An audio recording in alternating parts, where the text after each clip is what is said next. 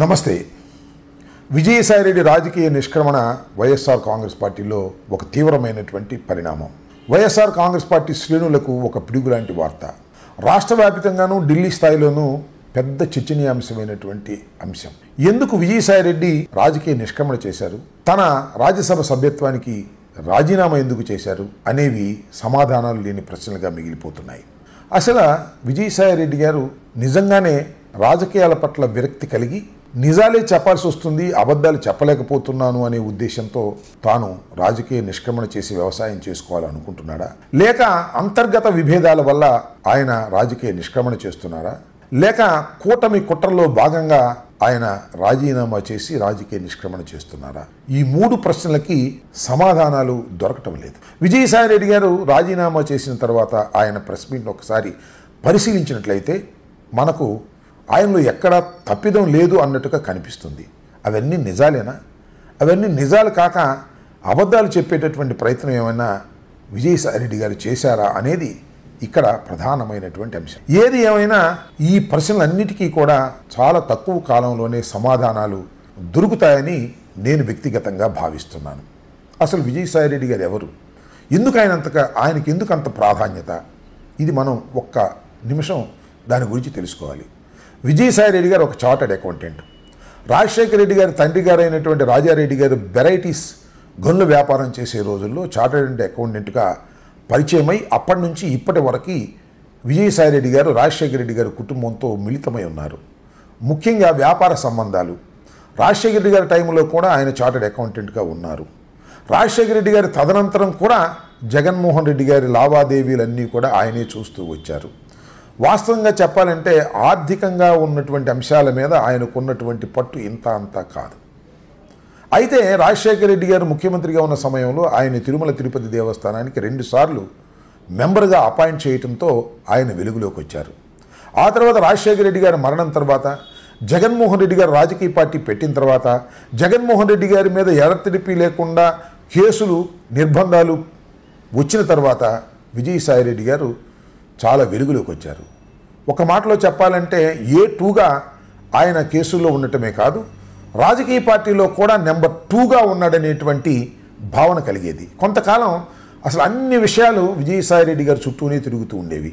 2014లో జగన్మోహన్ రెడ్డి గారు ఓడిపోయిన తర్వాత, 2019లో జగన్మోహన్ రెడ్డి గారు ముఖ్యమంత్రిగా అయిన తర్వాత విజయసాయిరెడ్డి గారు చుట్టూనే రాజకీయాలు తిరుగుతూ వచ్చాయనేది అందరికీ తెలిసినటువంటి సత్యం. చాలా గొప్ప పాత్ర ఆయన పోషించాడు, పార్టీ అధికారంలో ఉన్నప్పుడు లేనప్పుడు కూడా అనేది కేడర్ యొక్క అభిప్రాయం. ఆయనకి నా అభిప్రాయం ఏమిటంటే గొప్ప పాత్ర పోషించేటటువంటి అవకాశాన్ని జగన్మోహన్ రెడ్డి గారు ఆయనకి కల్పించాడనేది నా ఉద్దేశం. ఏది ఏమైనా విజయసాయిరెడ్డి గారు పార్టీ నుంచి బయటికి వెళ్ళటం, రాజకీయాల నుంచి నిష్క్రమించటం అనేది వైఎస్ఆర్ కాంగ్రెస్ పార్టీని తీవ్రమైనటువంటి నష్టానికి గురి చేస్తుందనే ప్రచారం మెండుగా సాగుతుంది. గురి చేయటమే కాదు, అయిపోయింది ఇక వైఎస్ఆర్ కాంగ్రెస్ పార్టీ పని. జగన్మోహన్ రెడ్డి గారికి అత్యంత సన్నిహితుడైనటువంటి విజయసాయిరెడ్డి వెళ్ళిపోయిన తర్వాత ఇంకా జగన్మోహన్ రెడ్డి వెంట ఎవరుంటారు? జగన్మోహన్ రెడ్డి గారి పార్టీ ఇంతటితో అయిపోతుందనేటువంటి ప్రచారాన్ని కూడా చాలా విరివిగా రాజకీయ పక్షాలు, వ్యతిరేక రాజకీయ పక్షాలు చేస్తూ ఉన్న విషయాన్ని కూడా మనం చూస్తున్నాం. ఒక విధంగా చెప్పాలంటే రాజకీయ ప్రత్యర్థులకు విజయసాయిరెడ్డి ఒక ఆయుధాన్ని ఇచ్చాడు. ఎందుకు విజయసాయిరెడ్డి గారు ఈ సందర్భంలో పార్టీ కష్టకాలంలో ఉన్నప్పుడు, కేవలం 11 ఎమ్మెల్యేలు మాత్రమే గెలుచుకున్నప్పుడు ఎందుకు ఆయన రాజకీయ నిష్క్రమణ చేశాడు? ఇంకా 3.5 సంవత్సరాల పాటు రాజ్యసభ్యుడిగా కొనసాగే అవకాశం ఉన్నప్పుడు అనేది ఇక్కడ చర్చ. చాలామంది వెళ్ళిపోయారు. అంతకుముందు కూడా 3 పార్లమెంటు సభ్యులు వెళ్ళిపోయారు.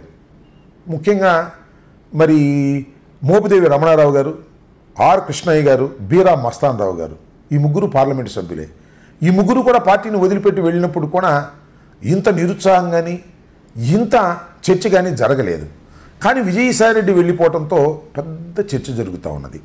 ఈ చర్చకు వైఎస్ఆర్ కాంగ్రెస్ పార్టీ కార్యకర్తలు కూడా గురవుతున్నారు. విజయసాయిరెడ్డి వెళ్ళిపోయాడే, ఇక పార్టీ ఉంటుందా, బ్రతుకుతుందా, పార్టీ కొనసాగుతుందా అనేటువంటి అంశాలు చాలా బజార్లో చర్చించుకుంటున్నారు. అందువల్ల ఇక్కడ నేను ఒక విషయాన్ని చెప్పదలుచుకున్నాను. అధికారం లేనప్పుడు, చంద్రబాబు నాయుడు గారి అధికారం లేనప్పుడు సుజనా చౌదరి, సీఎం రమేష్ చాలా సన్నిహితంగా ఉండేవాళ్ళు చంద్రబాబు నాయుడు గారితో, వదిలిపెట్టి వెళ్ళిపోయారు. అంతేకాదు 2014లో అధికారం వస్తుందనుకుని జగన్మోహన్ రెడ్డి గారు పోటీ చేస్తే అధికారం రాకపోతే ఎంతమంది వెళ్ళిపోయారు గుర్తుందా? చాలామంది వెళ్ళిపోయారు. 23 శాసనసభ్యులు వెళ్ళిపోయారు, అవతల మంత్రులుగా కూడా చేశారు. అంటే అధికారం లేనప్పుడు ఇతర పార్టీల్లోకి వెళ్ళిపోయే స్వభావం చాలామందికి రాజకీయాల్లో ఉంది. అలా వెళ్ళారు. అక్కడ కూడా. ఇక్కడ మీన్స్ వైసీపీలో, అక్కడ మీన్స్ తెలుగుదేశంలో. ఇలా జరుగుతూ వస్తున్నాయి. కానీ ఇవాళ విజయసాయిరెడ్డి గారు ఎందుకు రాజీనామా చేసి వెళ్ళాడు, నేను వ్యవసాయమే చేసుకుంటున్నాను అని ఎందుకు చెప్తున్నాడు, ఇది మనం ఇక్కడ ఆలోచించాలి. ఇదేమైనా కూటమి కుట్రలో ఒక అంతర్భాగమా?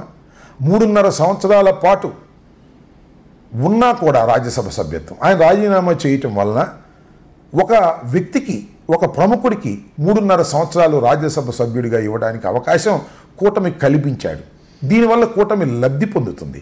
ఈ లబ్ధి పొందటం కోసమే సాయిరెడ్డి గారు రాజీనామా చేశారా? ఎందువల్ల రాజీనామా చేశారు? భయపడి రాజీనామా చేశారా? ఇలాంటి ప్రశ్నలు చాలా ఉద్భవిస్తున్నాయి. ఇక్కడ ఒక విషయాన్ని మనం గమనించాలి.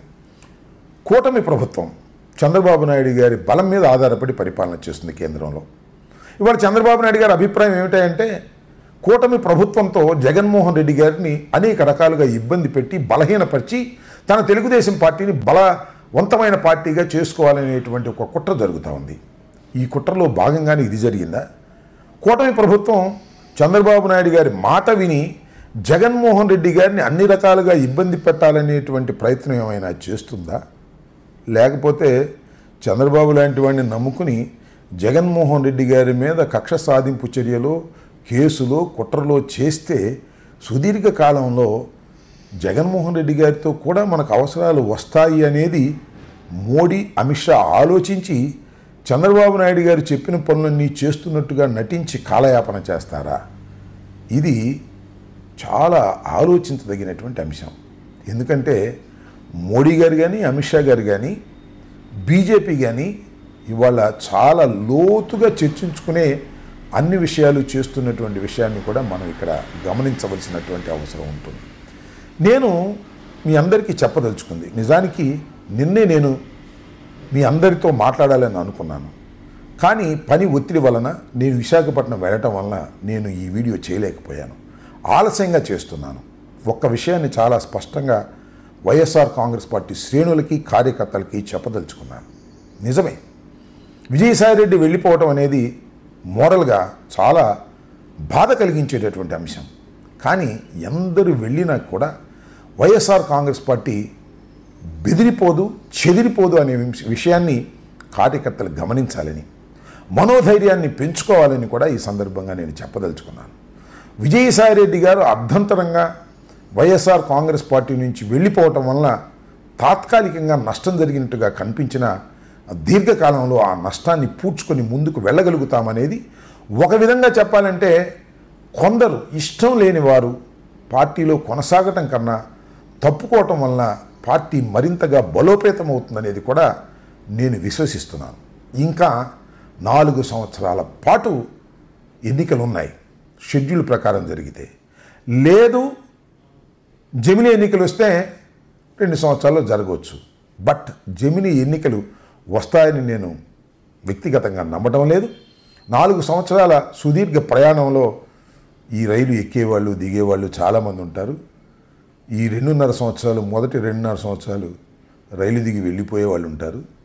చివరికి ఆ 2.5 సంవత్సరాలు ఎన్నికలు సమీపిస్తున్నప్పుడు, గమ్యానికి చేరేటప్పుడు రైలు నిండిపోతుంది. తొక్కుకుంటూ కూడా రైల్లోకి వచ్చి ఎక్కడానికి ప్రయత్నం చేస్తారు. ఇది సర్వసాధారణంగా రాజకీయాల్లో జరుగుతున్న అంశం. 2014లో చూసాము, 2019లో చూసాము, 2024లో చూసాము. ఇవన్నీ కూడా మనం చూస్తూ ఉన్నటువంటి సందర్భం. కాబట్టి విజయసాయిరెడ్డి గారి రాజకీయ నిష్క్రమణతో కంగు తిన్నటువంటి వైఎస్ఆర్ కాంగ్రెస్ పార్టీ శ్రేణులందరికీ కూడా నేను మనవి చేస్తున్నాను. వైఎస్ జగన్మోహన్ రెడ్డి గారు అత్యంత ప్రజాదరణ కలిగినటువంటి నాయకుడు.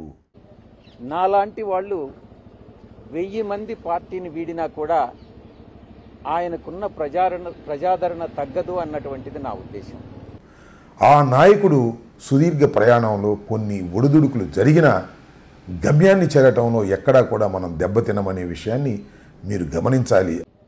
నాలాంటి వాళ్ళు 1000 మంది పార్టీని వీడినా కూడా ఆయనకున్న ప్రజాదరణ తగ్గదు అన్నటువంటిది నా ఉద్దేశం. అందువల్ల ఏదో సాయిరెడ్డి వెళ్ళిపోతే వెళ్ళిపోనేయండి, ఇంకో రెడ్డి వెళ్ళిపోతే వెళ్ళిపోనేయండి, శ్రీనివాసరెడ్డి వెళ్ళిపోతే వెళ్ళిపోనేయండి అనేటువంటి మాటలు కాదు. వాళ్ళు ఎందుకు వెళుతున్నారు, ఎలా వెళుతున్నారు, వెళ్ళేటప్పుడు పార్టీని వీడేటప్పుడు వాళ్ళు చేసేటటువంటి చర్చ కానీ వారు అభిప్రాయాలు కానీ లాజికల్గా ఉన్నాయా లేవా అనేది మనం ఆలోచించుకోవాలి. ఒక పార్టీ నుంచి వెళ్ళిపోతున్నప్పుడు లేదా మరొక పార్టీలో చేరుతున్నప్పుడు వారు చెప్పేటటువంటి విషయాలు వాస్తవమా కాదా, అవి లాజిక్గా ఉన్నాయా లేవా అనేది కూడా ప్రజలు నిత్యం ఆలోచిస్తారని నేను భావిస్తున్నాను. కాబట్టి విజయసాయిరెడ్డి గారి నిష్క్రమణ వల్ల తాత్కాలికంగా వైఎస్ఆర్ కాంగ్రెస్ పార్టీకి నష్టం జరిగినట్టు కనిపించినా సుదీర్ఘకాలంలో ఆ నష్టాన్ని పూడ్చుకొని ముందుకు వెళ్ళగలుగుతామనేటువంటి ఉద్దేశం నాకుంది. దాన్ని కూడా వైఎస్ఆర్ కాంగ్రెస్ పార్టీ శ్రేణులు నమ్మాలని కూడా ఈ సందర్భంగా నేను కోరుతున్నాను.